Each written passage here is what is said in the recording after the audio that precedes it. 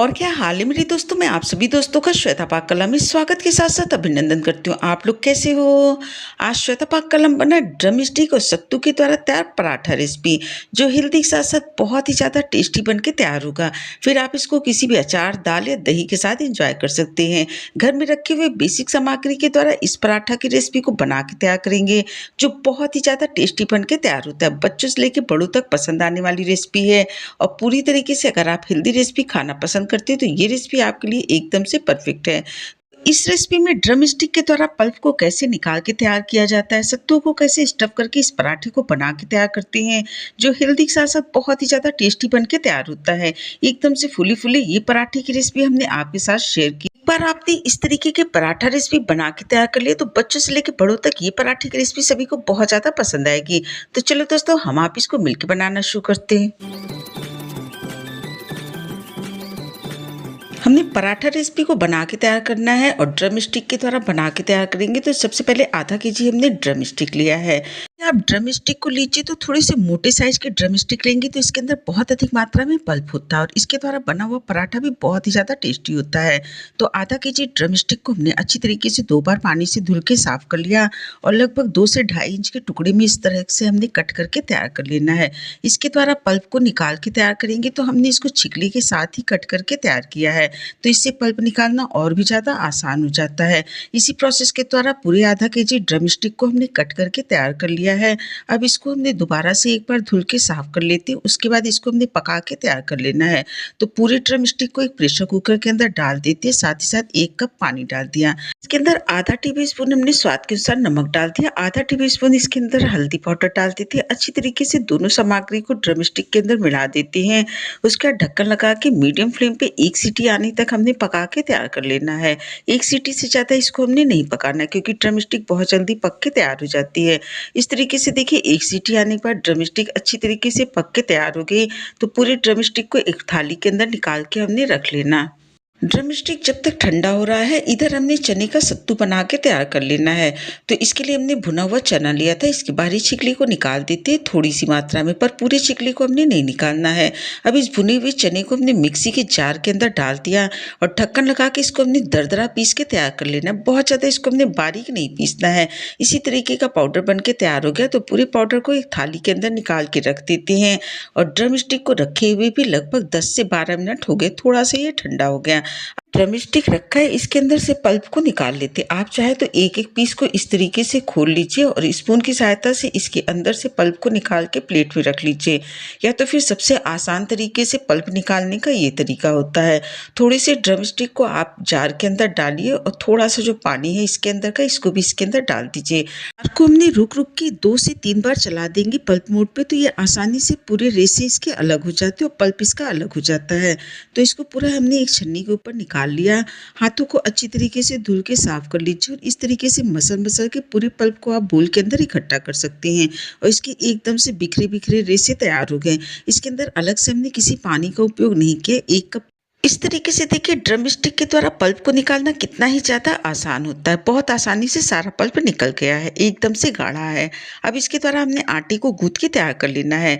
तो एक थाली के अंदर हमने लगभग 400 ग्राम के करीब गेहूं का आटा ले लिया। स्वाद के अनुसार इसके अंदर नमक को डाल देते हैं। आधा टेबलस्पून इसके अंदर हमने जीरा डाल दिया। इन सारी सामग्री को पहले ड्राई हमने अच्छी तरीके से मिला लेना है।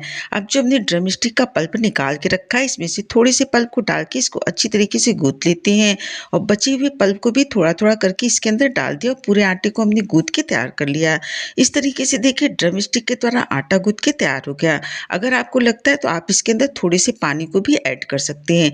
इसका आटा बहुत ज़्यादा टाइट नहीं, बहुत ज़्यादा ढीला नहीं। आटा हमने जैसे रोटी और पराठे के लिए गूंथ के तैयार करते हैं, उसी तरीके से आटे को गूंथ के तैयार कर लेंगे। अब करीब 2 से 3 मिनट तक आटे को हमने अच्छी तरीके से मसल लिया। उसके बाद 2 टेबलस्पून इसके अंदर हमने तेल को डाल दिया और तेल को डालने के बाद भी 2 से 3 मिनट तक हमने आटे को अच्छी तरीके से मसल के तैयार कर लेना है। इस तरीके से देखिए बढ़िया आटा गूंथ के तैयार हो गया। तो इसको रख देते हैं और साथ ही साथ इसके अंदर हमने थोड़ा सा सूखा आटा निकाल के रख लेते हैं। अब हमने स्टफिंग को बना के तैयार कर लेना है। तो इसके लिए 2 मीडियम साइज के हमने प्याज को लिया, जिसको बारीक टुकड़े में कट करके तैयार कर लिया। थोड़ा सा हमने धनिया पत्ता लिया, 3 से 4 पीस हमने हरी मिर्च लिया, 2 इंच अदरक के टुकड़े को हमने घिस के तैयार किया, 5 से 6 पीस लहसुन को बारीक टुकड़े में कट करके तैयार किया है। इसी के साथ-साथ एक बड़े साइज़ का हमने नींबू लिया है। इसकी पूरी रस को निकाल के इसके अंदर हमने यूज़ कर लेना है। तीखा आप अपने स्वाद के अनुसार कम या ज़्यादा कर सकते हैं। अब हमने इसी के साथ-साथ थोड़े-से मसालों को लिया है, जिसके अंदर आधा टेबलस्पून हमने सौंफ लिया है, आधा टेबलस्पून मंगरेल लिया है और आधा टेबलस्पून इसके लिए हमने अजवाइन लिया है।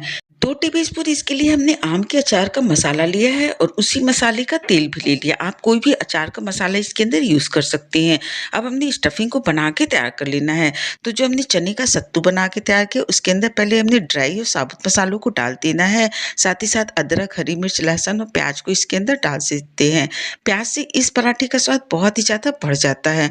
अब जो हमने मसाला लिया है आम के अचार का, इसको भी इसके अंदर डाल देते हैं।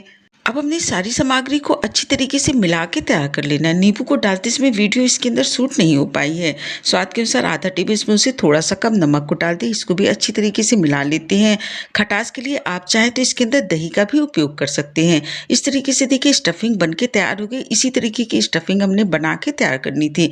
अब हम पराठे को बना के तैयार कर लेते हैं। तो आटे के ऊपर थोड़ा सा सूखा आटा लगा के मीडियम साइज की लोई को निकाल लेते हैं और इसको गोल पेड़े की तरह बना के तैयार कर लिया। पर हमने थोड़ा सा सूखा आटा लगा लिया और इसको एक छोटी सी कटोरी की तरह बना के तैयार कर लेते हैं।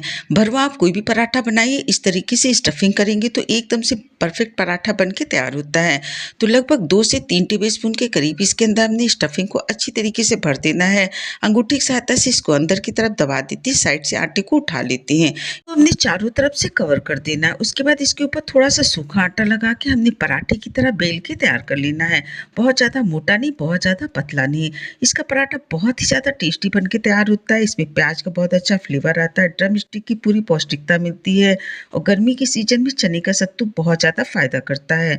तो इसी तरीके से दूसरे पीस को भी हमने बना के तैयार कर लेना है। इसी प्रोसेस के द्वारा पराठे को बनाते जाते हैं, सेक के तैयार कर लेते हैं। तो गैस पे पहले हमने तवा रख दिया, तवा अच्छी तरीके से गर्म हो गया तो गैस की फ्लेम को मीडियम कर देते हैं और पूरे पराठे को हमने मीडियम फ्लेम पे बना के तैयार कर लेना है। पराठा एक तरफ से सेक जाता है तो इसको हमने पलट देना है। इस पे तेल, घी या बटर को लगा के आप पराठे को सेक के तैयार कर सकते हैं। एक पराठे को सेकने में लगभग 2 से 3 मिनट का समय लगता है। अब हमने तवे पे दूसरा पराठा डाल देना। इस पराठे को एक जालीदार प्लेट के ऊपर रख देते हैं।